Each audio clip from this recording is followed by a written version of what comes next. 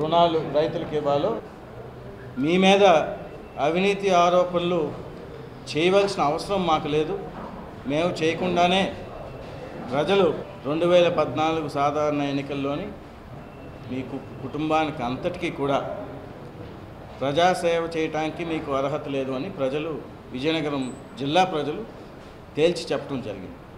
అవినీతి ఆరోపణలు ఏ బేసిస్ లేకుండా ఈరోజు బొత్స సత్యనారాయణ గారు వాళ్ళ కుటుంబ సభ్యులు చేస్తున్నారంటే చాలా దురదృష్టకరం.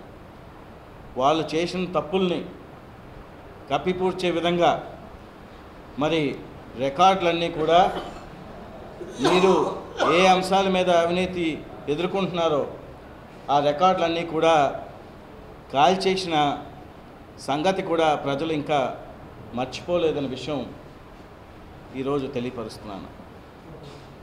మీరు పార్లమెంట్ సభ్యులుగా ఉన్నప్పుడు అవనండి, మీ సతీమణి గారు పార్లమెంట్ సభ్యురాలుగా ఉన్నప్పుడు అవనండి, మీరు పార్లమెంట్ ఎంపీ ల్యాడ్స్ ఏదైతే ఉందో అది పర్సంటేజీలకి పనులు జరగకుండా అమ్మిన పరిస్థితి ప్రజలు ఇంకా మర్చిపోలేదనే విషయం చాలా స్పష్టంగా తెలియపరుస్తున్నాను.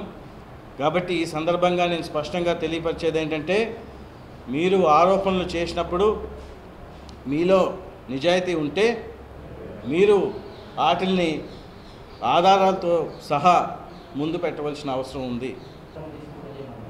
నేను ఖచ్చితంగా ఏ రోజైతే తెలుగుదేశం పార్టీలోకి చేరానో ఆ రోజు చెప్పడం జరిగింది, నేను ఇంకోళ్ళ చేత చేయెత్తి చూపించుకోనని. కాబట్టి నేను రాజీనామా చేశానో లేదో మా నాయకత్వానికి తెలుసు. నేను వాళ్ళకి సమాధానం చెప్పవలసిన అవసరం లేదు. ఓటమి గురించి గెలుపు గురించి అంటే 3 సార్లు నేను గెలిచి ఉన్నాను. ప్రజలకి నా మీద విశ్వాసం ఉందని మనస్ఫూర్తిగా నమ్ముతున్నాను. ప్రజల కోరిక మేరకే నేను మారానని నమ్ముతున్నాను. ఇప్పుడు అభివృద్ధి జరుగుద్దని పూర్తి స్థాయిలోని చంద్రబాబు నాయుడు గారి ఆధ్వర్యంలో బొబ్బిలి నియోజకవర్గం కాదు జిల్లా అంతా అభివృద్ధి జరుగుద్దని నమ్ముతున్నాను. కాబట్టి ఓటమి గురించి మాట్లాడే ముందు వాళ్ళకి ఏ స్థాయిలోని మున్సిపాలిటీలో కానీ గ్రామాల్లో కానీ అసలు కేడర్ ఉందా, కేడర్ ఉంటే అసలు ఏ విధంగా వాళ్ళు రాజకీయంగా పార్టీని నడుపుతున్నారో బొబ్బిలి నియోజకవర్గంలో మీరు చూస్తే ఓటమి గురించి నాకు భయమో వాళ్ళకి భయమో చాలా స్పష్టంగా బోధపడుతుంది.